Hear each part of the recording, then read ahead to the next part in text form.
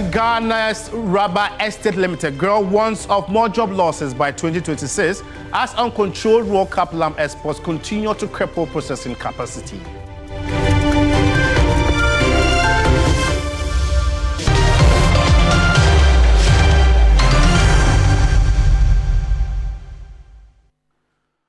Well, we have details of these stories and many more coming up in the next 60 minutes if you spend your time with me. You can also get interactive with us. We're live on Facebook. It's TV3 Ghana. Let's begin from here. Pan-Africanist, legal practitioner and governance expert, Professor Patrick Lumumba has blamed the illegal small-scale mining on governance failure. Speaking during a virtual environmental conference organized by the Institute of Governance, Ethics and Religion, Professor Lumumba noted that the time to act against illegal mining is now, given its devastating impact. Take a listen. The conference was held under the theme, Navigating the Challenges of Illegal Mining in Ghana, Impact on Individuals, Communities, Health and Policy. Professor Patrick Lumumba attributed illegal mining to governance failure. We pay salutary gesture to the laws. So we must have a mental revolution. We must have men and women in positions of authority who are prepared to do the right thing. The population must also be a population that calls leaders to account. There are no easy solutions. In Ghana, you are now beginning to see the impact of galamsey. In different countries, we are now beginning to see, as somebody said, that these are life and death issues. Perhaps it is only then that our eyes will open. Meanwhile, a former World Health Organization representative in Tanzania and Namibia, Dr. Charles Segu Moses, says Ghana is facing a public health disaster driven by illegal mining and is entirely preventable. Dr. Segu Moses emphasized the generational impact, particularly on pregnant women and children. Dr. Segu Moses called for urgent action, highlighting that the public health crisis caused by illegal mining is entirely preventable if proper policies, monitoring and enforcement measures are implemented. We need to reform national policy on environmental health. The policy must ban mercury use with real enforcement, require real-time environmental monitoring for both legal and illegal activities, mandate health impact assessment before issuing mining licenses. Thousands of acres of farmlands have been destroyed over the years by illegal mining, with rivers and water bodies severely polluted.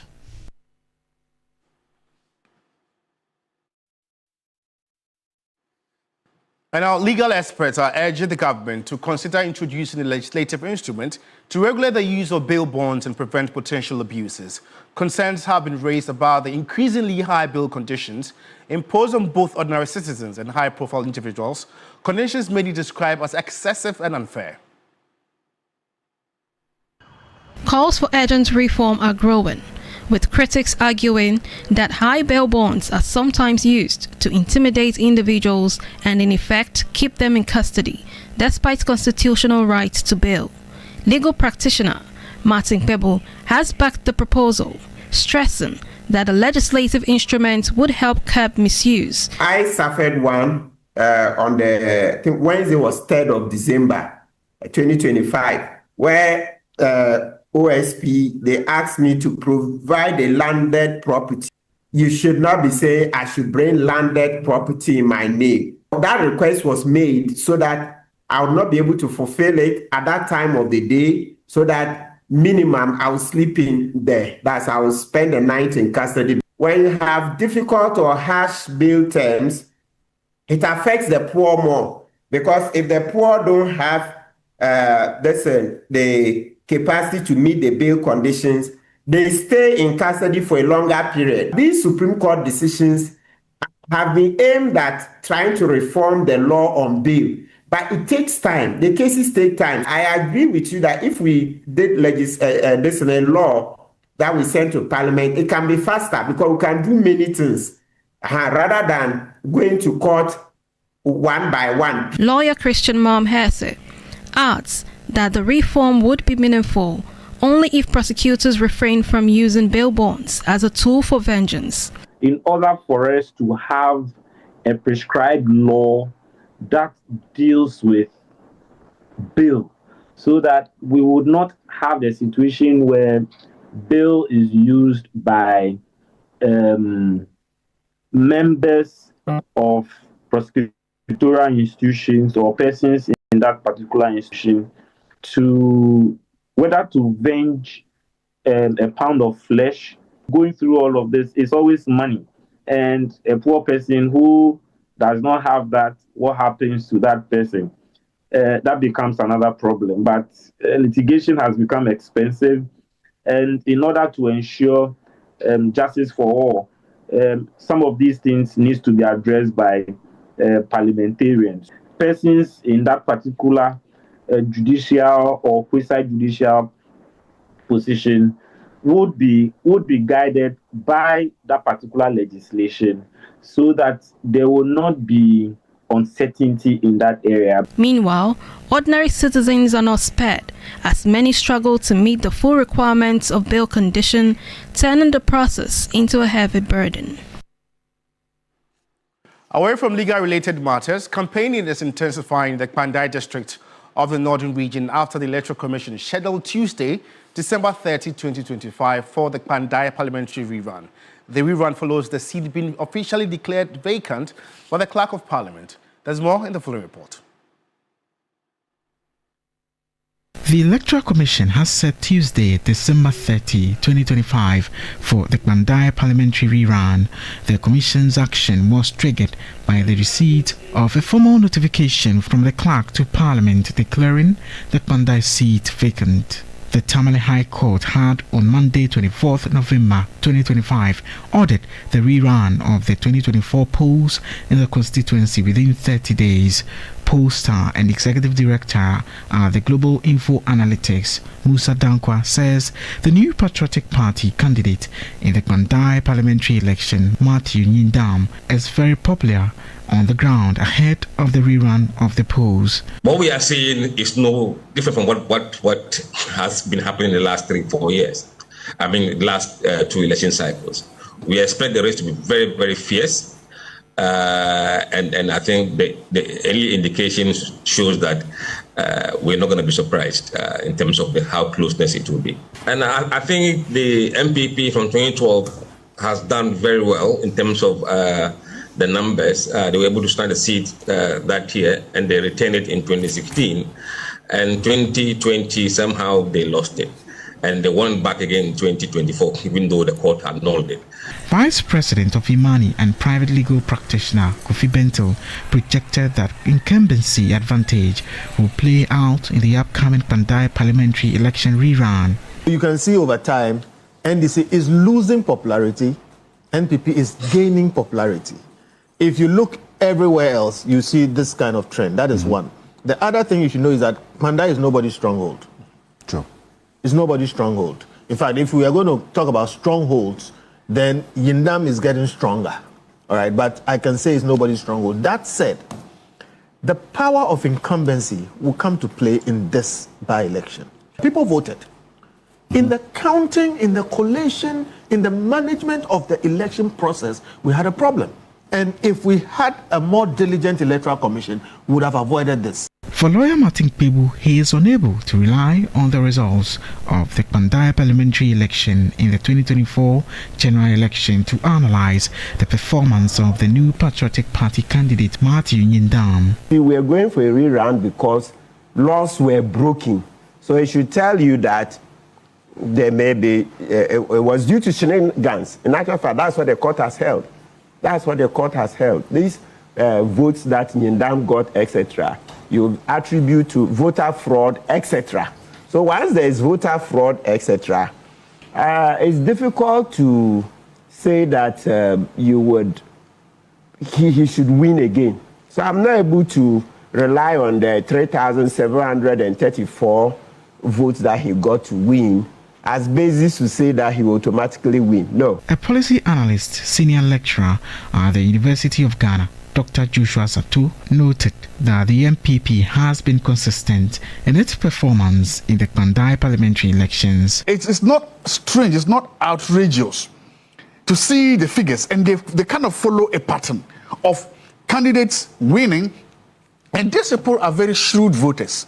If you want to look at the people of Kpandai, when you look at these results, they look at the candidates and they vote on the candidate's merits or demerits.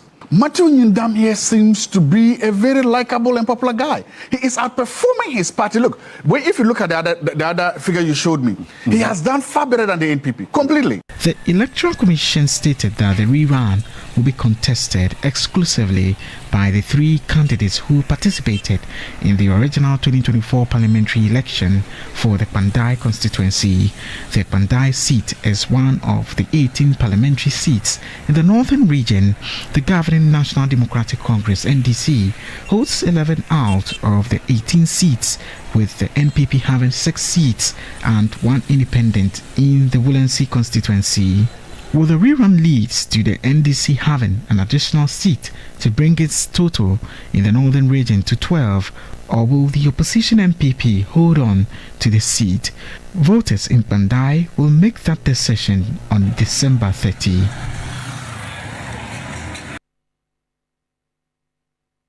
In more news this afternoon, Ghana Rubber Estate Limited is warning of more job losses in 2026 if the uncontrolled export of raw cap lamps is not halted. The company says egg processing levels continue to drop sharply as its factories are starved of essential raw materials. Here's a report by Stephen Kujo. And if you're just tuning in to watching Weekend Central here on TV3, let's know what you make of stories that have aired so far. We are active on Facebook. It's TV3 Ghana, and we take our attention to a growing public conversation, and would also want to talk about how marriage in Ghana, specifically the areas of confusion and conflict between customary marriage and ordinance marriage. As more couples navigate these two systems, questions continue to arise. Where do the lines cross, and why are they so sticky? Ibrahim Abubakar takes a closer look at this very development.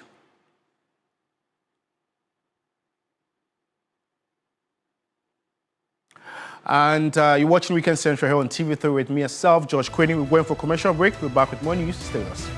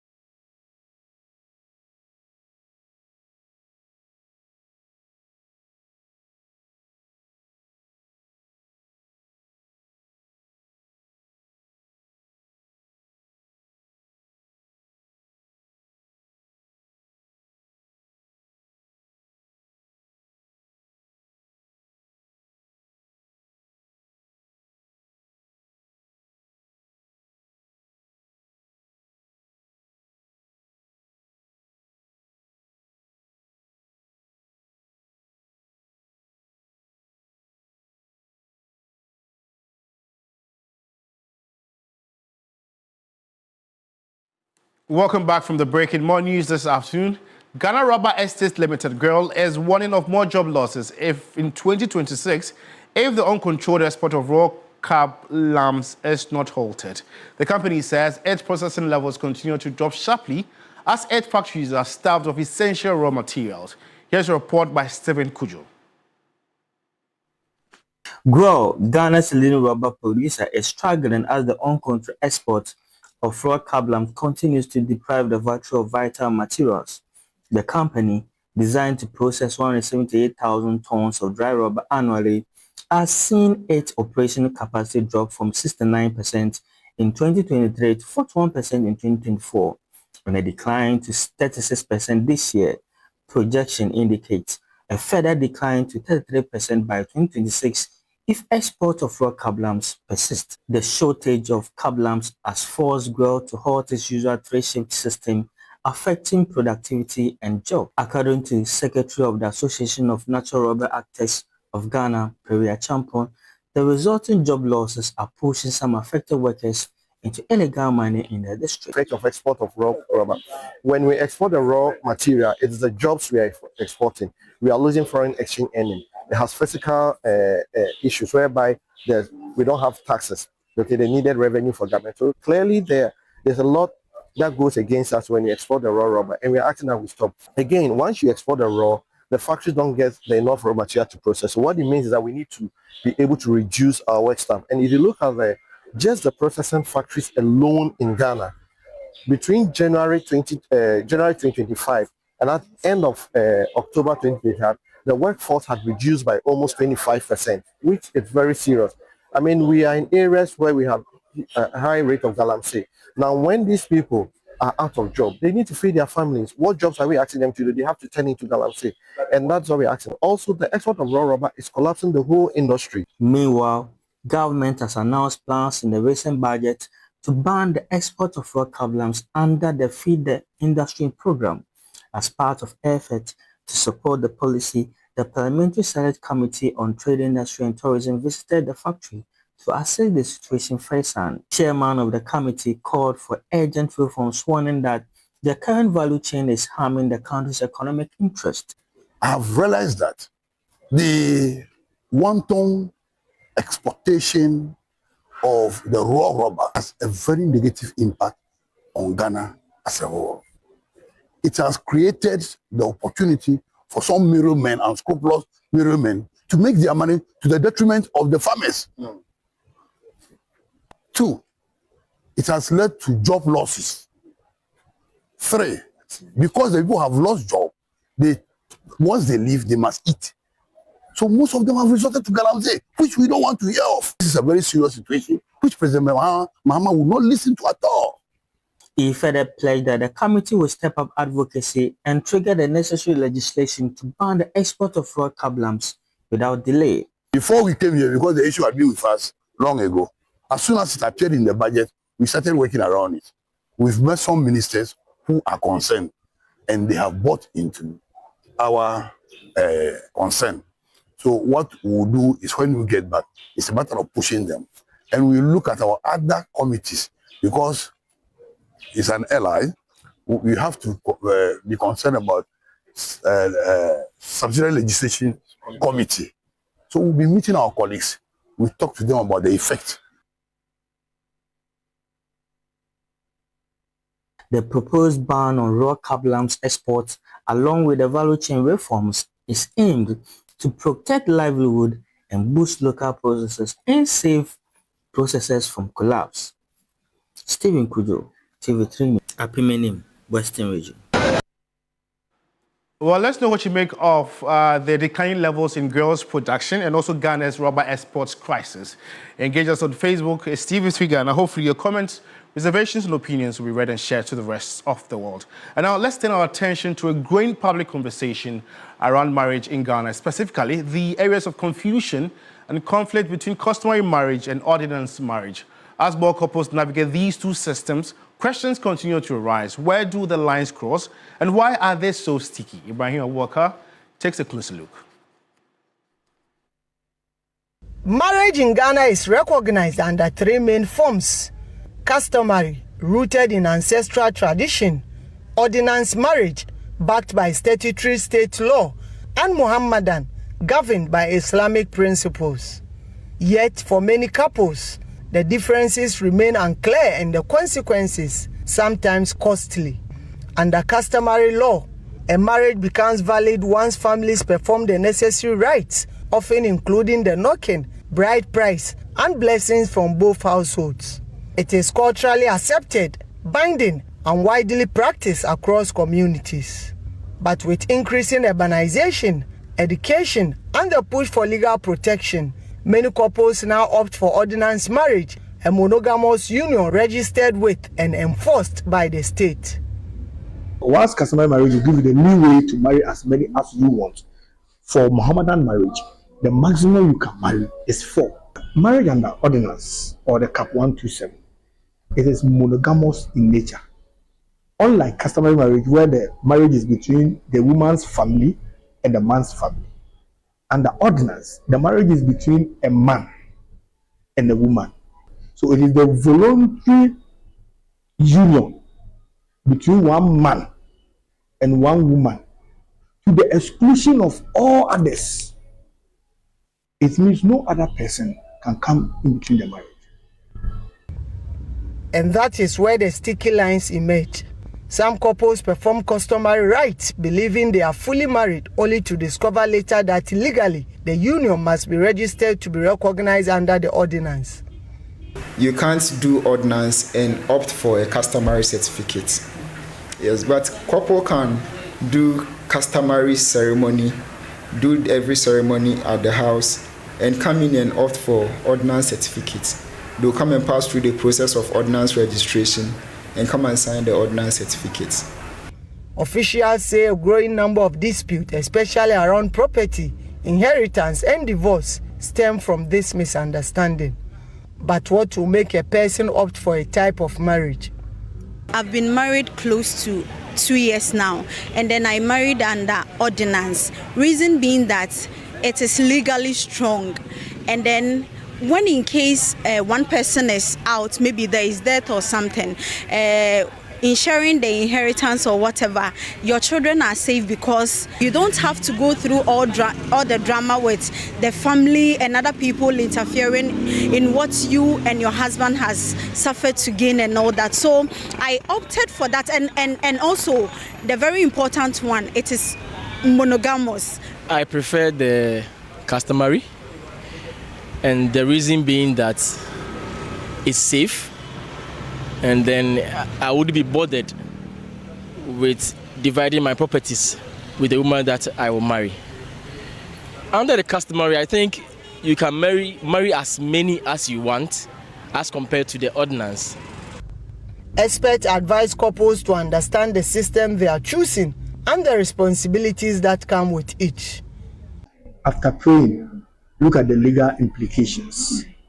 If you can handle them. If you can't handle, relax and select the one you can handle. I think once that happens, we are on the same page and our society will be free from matrimonial causes. Marriage registration, very important. You have to register your marriage. You have to get married the right way. But marriage is not a certificate. Marriage is both of you getting married. So whether traditional or statutory, clarity remains key in avoiding the pitfalls that have trapped many families. As conversations continue about harmonizing Ghana's marriage laws, one thing remains clear: informed choices can prevent years of conflict. Ibrahim Abubakar, TV3 News. Education is often regarded as the gateway to opportunity. Yet for many students, the West African Senior School Certificate Examination, WASSCE, has become a high-stakes barrier that determines their future. Each year, thousands of young people face the painful reality of failing this exam, a moment that is too often treated as a permanent setback rather than a temporary challenge. And this, Judith Brown seeks to challenge the misconception that failing WASSCE marks the end of a student's life prospectus. Failure, they say, is not the end of the road, but a bend in the path, not the closing of a chapter, but the turning of a page. But what happens when failure seems to be an unending reality? I don't have any example to show that I have passed. Kofi, look at me, I have passed, so you should also do same. I don't have anything to tell them. Meet Kwame, not his real name. A young man with big dreams for his future, dreams that have taken much longer than he imagined to materialize. I felt very sad. I noticed even young people know I'm at where I'm not supposed to be. For 3 years, he's been chasing a West African Senior School Certificate examination pass, and the years of hard work and hope have gradually turned into years of disappointment. It all started on the 16th of September when we took our commerce paper. So we were assigned our various classrooms, and I was very scared. Yes, I was very scared on that day. We started with the exam, and to be truthful, it wasn't easy. What I had prepared for, a few of them came, I think 1 or 2 came, and those were the ones I was able to answer very well. But some of them the questions were quite difficult and very, very practical. I had D7 in core maths. Despite the devastation of his first failed attempt, he did not give up. He tried again, convinced that he could do better. His second attempt was marred by a cancellation of his entire school's results due to exam irregularities. Kwame was left with nothing but dreams put on hold once again. So WAEC was like they were going to release the results on 28th February. So I quite remember it was around 4 a.m. I received a message that they had released the results. And at that time I was a teacher also. I bought a checker, went to work. So when it was break time, I decided to pull out the checker and then check. And I noticed they had cancelled it. They had cancelled both the maths and science, leaving not even one of the students. And now, in his third attempt, Kwame's results have been blocked due to a clerical error. His name wrongly added to a list of students owing fees.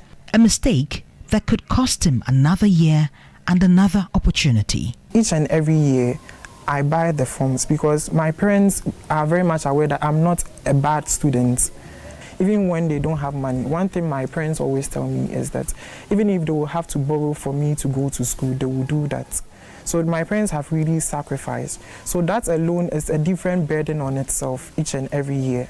Kwame's story is one of heartbreak, being stuck behind while watching friends and colleagues moving forward. When I look at some of the memories I shared with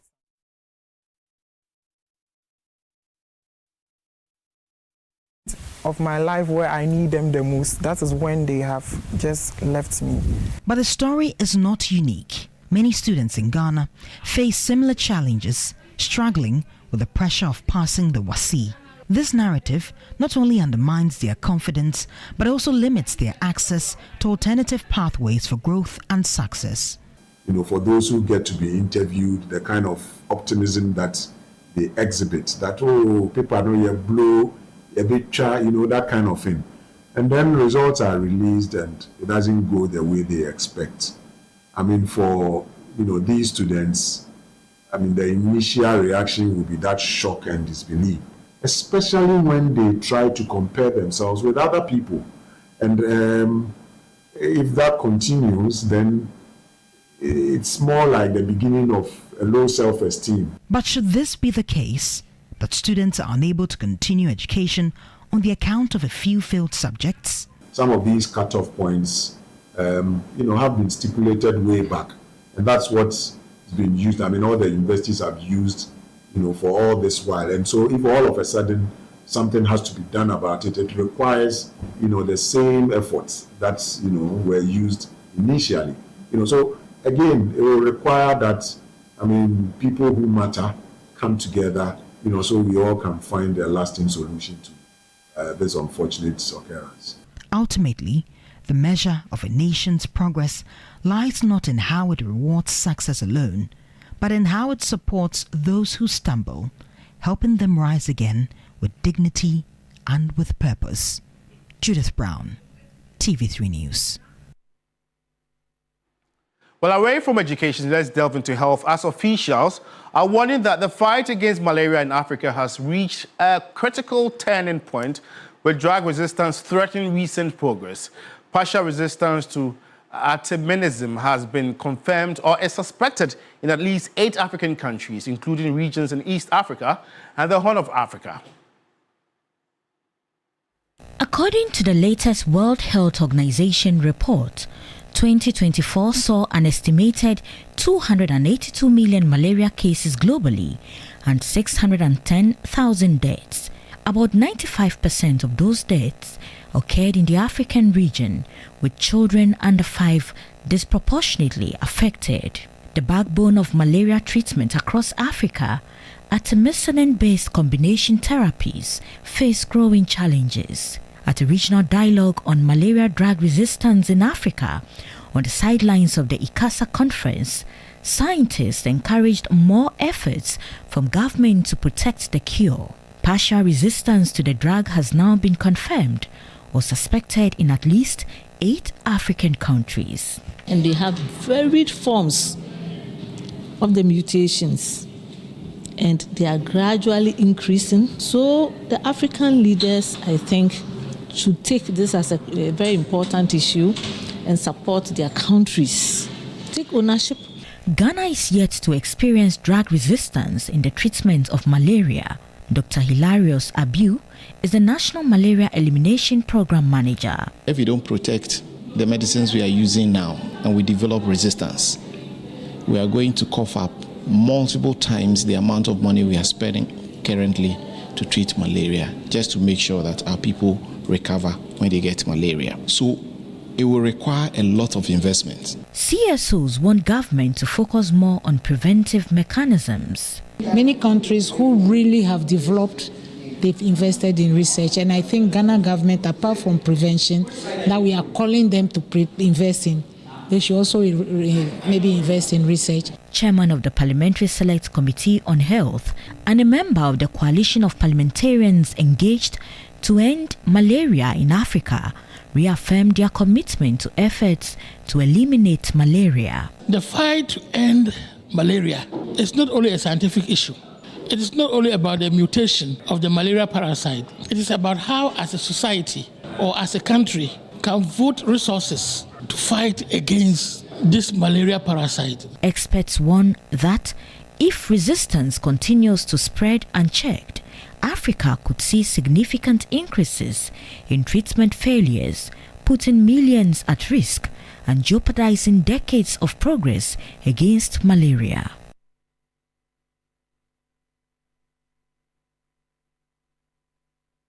Still on health, and concern is growing over poor nutrition and its impact on the health and development of people across the country.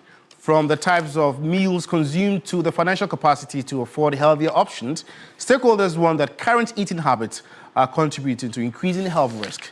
They believe that improving these habits will enhance nutrition, raise living standards, and reduce the overall burden of all diseases.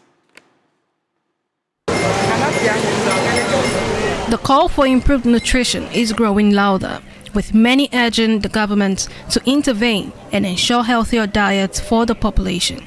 Member of Parliament for Lambosi and board chair of Kolebu Teaching Hospital, Professor Titus Bayu, attributes the prevalence of poor diets among Ghanaians to the inability of many households to afford balanced meals. People are not eating well, not because they have chosen not to eat well, but because they don't have the money. They don't have the means. They cannot afford protein on their meal. And so if we improve the living standards, improve the wealth of the country, individual wealth, and it's properly distributed, we'll be able to improve nutrition significantly. Experts say existing government policies are not yielding results. Our governments are doing well, but the policies are not working. So let's rethink about our policies and to see how we can address the issue of childhood stunting, the issue of childhood anemia, the issue of exclusive breastfeeding. We are asking government to make it mandatory for all people who are processing food, who are, producing food, to put the nutrition labels. At a stakeholder meeting on strengthening investment and leadership for maternal and child nutrition in Ghana, Dr. Charity Binka said Ghanaians are not paying enough attention to what they eat. We have very nutritious things, but people are too busy, they don't have time. So I think that we have everything we need to make sure that our children do not become diabetic, do not become hypertensive when they are very small. Formerly, talking about hypertension, diabetes, among adults was not very common. But now it's all over. When you hear somebody, the person gone too soon, what a shock. Residents also shared their thoughts on nutrition. If the food is delicious, the food is healthy, and it's 1,000 Ghana, I don't buy, I'll buy it. Our forefathers were not eating those sugary foods. So when you see our forefathers, they live longer than we this generation. Let's stop eating those sugary foods and let's concentrate on our natural foods. Let's cook for our children. I believe that every family should know what works for each and every child. Depending on the time, no, it's very accessible, it's very affordable, but is it going to help my body at that time? That's what I use to determine what to eat. My mom, now I decide to say, if I give rice to my family yesterday, today I give them fufu so that it can vary.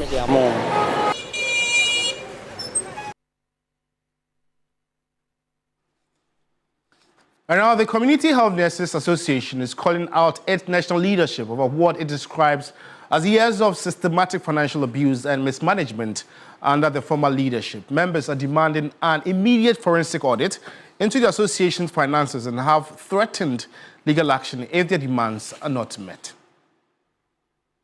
Members of the Community Health Nurses Association in the Bono Ahafo region are accusing erstwhile management of what they describe as financial misappropriation, abuse of office and administrative malpractice between 2012 and 2023. She failed to constitute a mandatory standing committees as required under Article 40 of the Constitution, including Disciplinary and Ethics Committee, Finance Committee, Procurement and Project Committee, Marketing and Publicity Committee, Education and Program Committee, and Socio-Economic and Welfare Committees. Article 41 mandate the Finance Committee to handle auditing and budgeting and financial reporting and investment and fundraising. Additionally, Article 36, Clause 2 requires the National Council to ensure annual auditing of accounts, while Article 36, 5A mandate the preparation and approval of annual budget. All these things she ignored. The regional chairman of the group, Oseyao Alassani, also revealed that the current administration, led by National President Francis Bupi, inherited a mountain of liabilities that threatened the association's legal and operational standing. After leaving office, the former national president claimed to have spent 270,000 Ghana cedis, which is 2.7 billion OCDs, to repair the association V8. Rent for the national secretariat remained unpaid for over 1 year. Senate contribution of staff were not paid for several months. Additionally, evidence shows that she withdrew 140,000 Ghana cedis, which is 1.4 billion, from the association accounts after leaving office, leaving the new administration financially stranded. The disgruntled nurses are calling for an immediate external forensic audit into the association's coffers. We therefore formally direct the National Council, 1, engage independent external auditors to audit the association accounts from 2012 to 2025. Constitute an ad hoc committee to investigate all matters relating to the association land in Sunyane and Ho. Immediately retrieve and ensure proper handing over of all association assets, documents, and properties still in possession of the former national president. And lastly, pursue legal actions should a prima facie case of financial impropriety be established. The association has also issued a threat of legal action should the National Council fail to meet their demand. Grow Ghana Weekend Central. We're going for a quick commercial break. We're back with more news. Stay with us.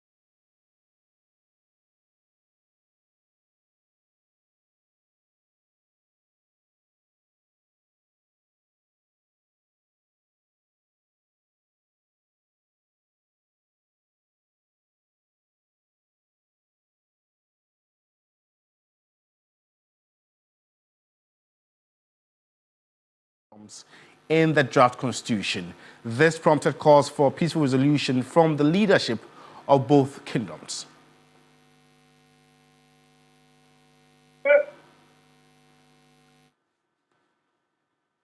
And now let's connect with our Savannah regional correspondent, Christopher Mwako, and get more updates on this very development. Chris, what more can you report on this move by the two powerful kingdoms in northern Ghana? Yes, so George, if you look at the northern parts of the country and the boundaries that exist between the Dagombas and the Gonjas, you take this eastern part of Gonjaland, western, northern part of Gonjaland and Dagbon. They share land boundaries at certain points. And so in 2023, when Dagbon was revising its constitution, some portions of the lands that the Gonjas believe belongs to them were captured. And so they petitioned the National House of Chiefs for them to, as it were, not to approve of the revised Dagbon constitution. And so this was understood. In efforts to ensuring that they address these concerns, the two kingdoms, the Yagbonra and the Yana, have agreed to form a committee that will look into this matter. You know that there has been some peaceful coexistence between Dagombas and Gonjas over the period. Earlier this year, the Yagbonra visited the Yana in Yendi, and the Yana reciprocated this visit in July this year. And so they are looking at how to keep the peace between the two kingdoms. Let's take a listen to what the co-chair of the committee has been saying after the engagements. Problem, not Gonjas and Dagombas. If there will be any problem, not Gonjas and Dagombas. Because when they bring the TZ bowl, the Dagomba man will bring the soup and the Gonja man will bring the TZ. We eat together. This is exactly what it means. Look at the geographical history of northern region. At first, when we say northern region, everybody thinks Kamale and Damambo, Gonja and Dagomba. People knew us to be one region. Who's that? Esteemed invited guests, the press, ladies and gentlemen, it is with a profound sense of history and immense honor that I address you today as we inaugurate this all-important committee, a brainchild of the visionary leadership of our two great kings. This gathering is not merely a meeting. It is the dawn of a new era of friendship, cooperation, and shared destiny for the peoples of Gabon and Yokon. The recent unprecedented and historic exchange of visits between our revered kings has laid a solid foundation. And Chris, before you take leave of us, we know that these two kingdoms have some similarities when it comes to their cultures and traditions. Briefly shed light on some of them. Yes, so George, if you come to the northern part of the country where the Dagombas and Gonjas are, first of all, they intermarry. There are a lot of Dagomba women married into the Gonja kingdom and the vice versa. We also have, when it comes to some cultures like the Damba, the Bugum, which is the fire festival, and other festivals that are celebrated.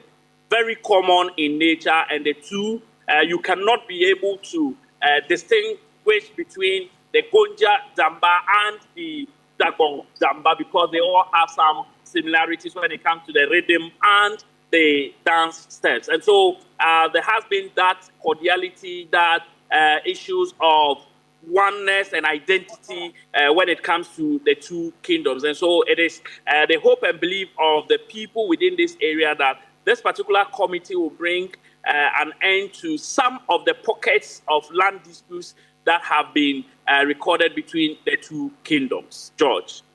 Yeah, so thank you so much for that very update. Christopher Mwako is our Savannah regional correspondent, and we'll be giving you more updates on this very development in our subsequent bulletins. And also stories that I've heard so far. We're active on Facebook, TV3 Ghana. Hopefully your opinions will be read and shared to the rest of the world. And now, small-scale poultry farmers in the Bono East region, a major hub of Ghana's poultry industry, are facing unprecedented crisis marked by mounting debt, soaring input costs, and devastating egg glut. The situation is forcing farms to downsize and threatening the livelihoods of thousands. The poultry industry in Ghana faced repeated challenges this year, ranging from oversupply to lack of ready markets. Professor Amayal Asabri, a retired academic and poultry farmer in the Bono East region, says the situation has become increasingly difficult. With a farm of 3,000 birds, he described the daily struggle to stay afloat. Initially, they pick the eggs, and within 2, 3, 4 days, sales have been made, and then they pay back. This time around, it takes more than a week. They don't come back to settle their indebtedness, and you need to look for money elsewhere to prepare feed.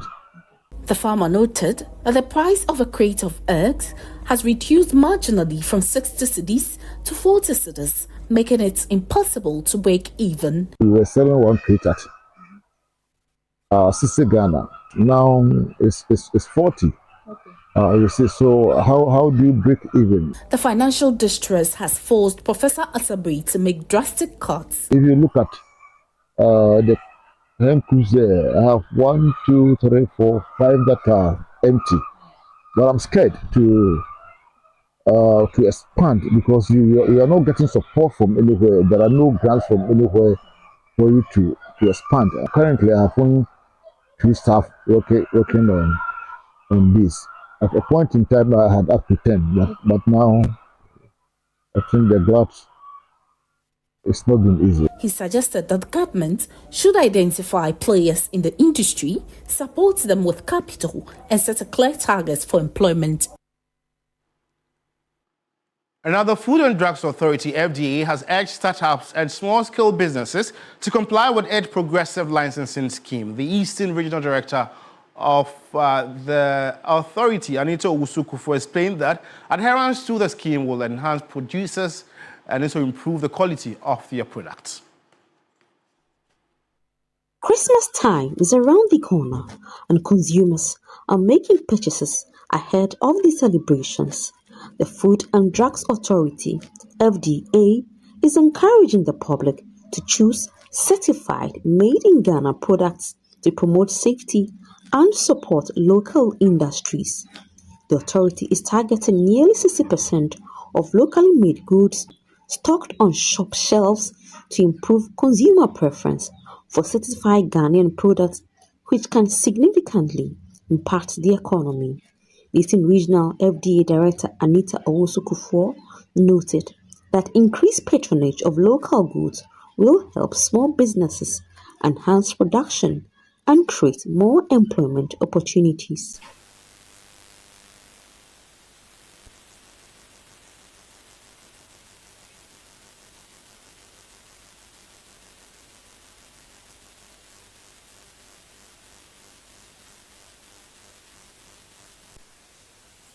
Well, that's all time will allow us this very afternoon. And for more news updates, just log on to our website. It's 3news.com. Alternatively, join my colleagues Noble Crosby, Alan and Grace Amwa Ajiman tonight on News 360 at 7 p.m.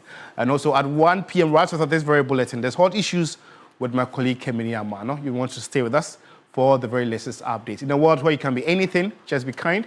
It costs nothing to be kind. Enjoy your afternoon.